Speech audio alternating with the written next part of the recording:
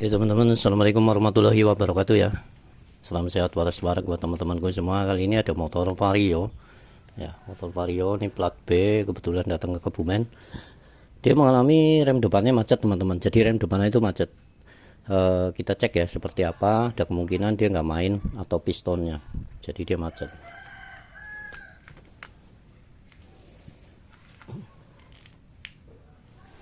Nah, kalau diintip ya dari sini, ini ternyata kampasnya udah habis. Kita buka aja dulu ya.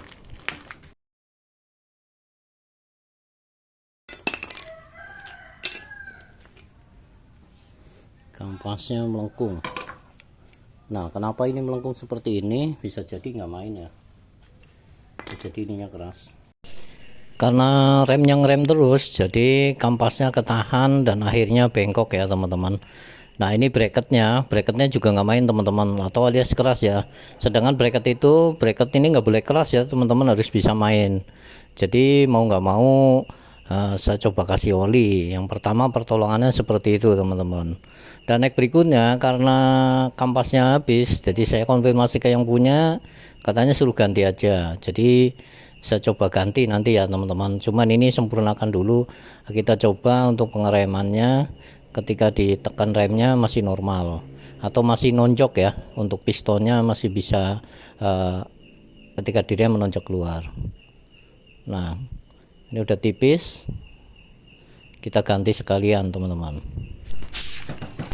Lanjut untuk piringannya kita cuci ya, atau kita bersihkan supaya nanti untuk pengeremannya, karena ganti yang baru supaya lebih pakem tentunya. Karena saya lihat bagian piringannya itu agak kotor dan sedikit basah ya. Cuci menggunakan air sabun dan dilap ya teman-teman ya. Next berikutnya untuk bracketnya atau as yang di bracketnya kita kasih oli teman-teman. Maksud dan tujuannya supaya nanti bisa main ya, jadi kepala babinya itu bisa main keluar masuk ketika posisi handle di rem ya teman-teman. Maksud dan tujuannya supaya pengeremannya sempurna dan tidak miring ya. Kadang-kadang kan ada yang miring sebelah ya, bisa juga karena bracketnya macet seperti itu teman-teman. Maksudnya biar nanti pengeremannya maksimal atau posisinya tidak tertahan ya, seperti itu.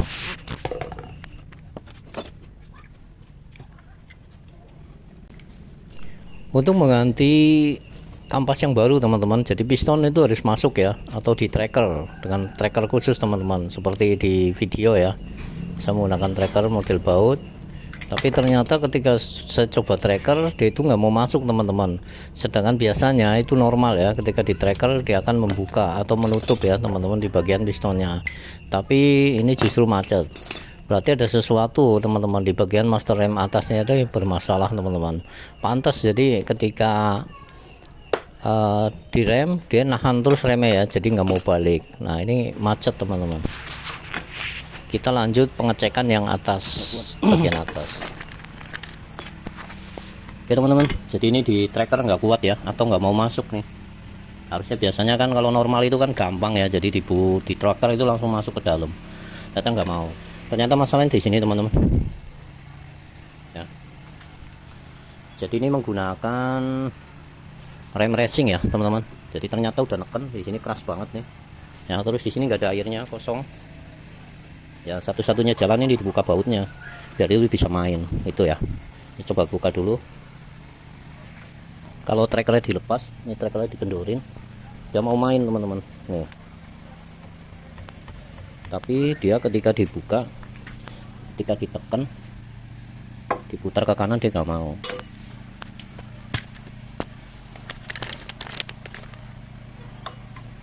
Tekannya nggak mau, keras banget atau macet ya. Jadi masalahnya ada di remnya.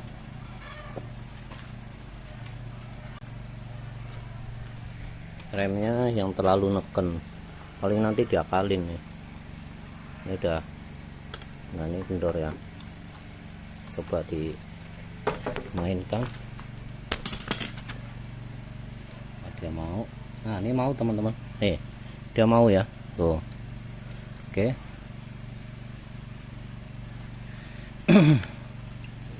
Oke, kita ganti kampas dulu, nanti baru kita cek lewat atas. Oke.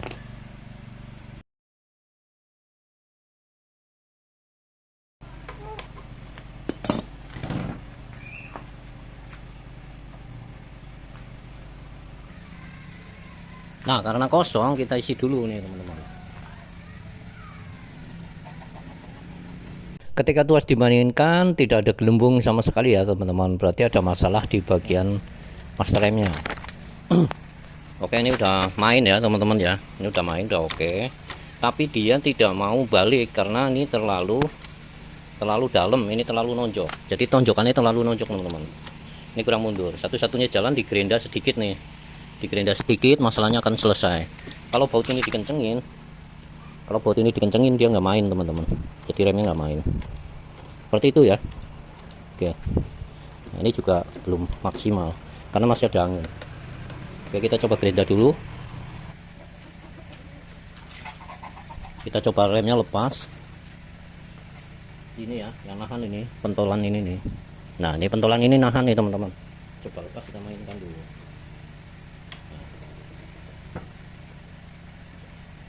Setelah dipelajari teman-teman, karena penonjoknya terlalu dalam, jadi saya curiga ke master remnya ya. Saya kurang tahu untuk mengganti sebelumnya seperti apa master remnya, atau mungkin beda panjang dipasang ya teman-teman ya. Oke, satu sejalan yaitu dia kali piston daripada master remnya, dia ketahan masuk seperti itu ya teman-teman ya.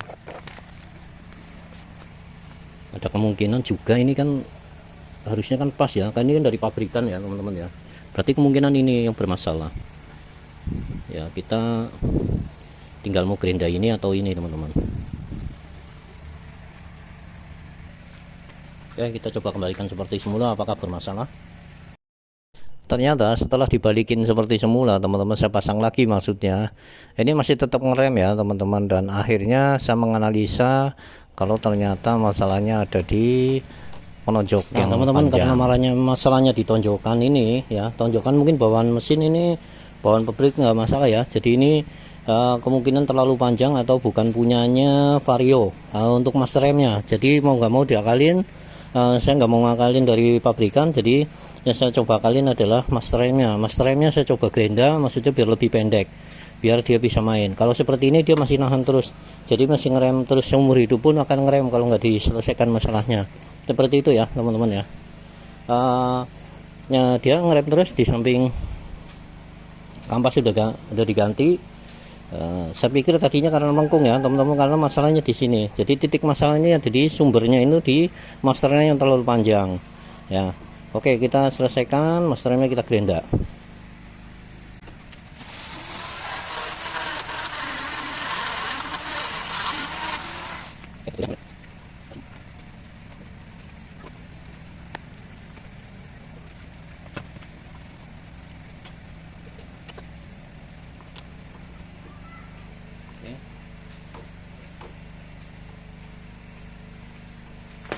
Nah, ini udah main ya. Kita coba apakah, nah setelah master remnya digerinda, kita coba lihat sekarang sudah normal ya, atau tidak ngerem lagi teman-teman. Oke, semoga bermanfaat ya buat teman-teman semua yang mungkin mengalami sama dan kesulitan untuk mencari penyebabnya atau masalahnya seperti ini ya teman-teman ya. Oke teman-teman, jadi inti semua ini kenapa remnya ganjel terus atau nahan terus, nggak mau los ketika lepas, padahal udah dibersihin semua ya tadi teman-teman udah tahu, dan juga keluhan dari konsumen seperti itu. Jadi masalahnya ada di penggantian master remnya yang terlalu panjang. Oke, semoga bermanfaat buat teman-teman semua. Wassalamualaikum warahmatullahi wabarakatuh.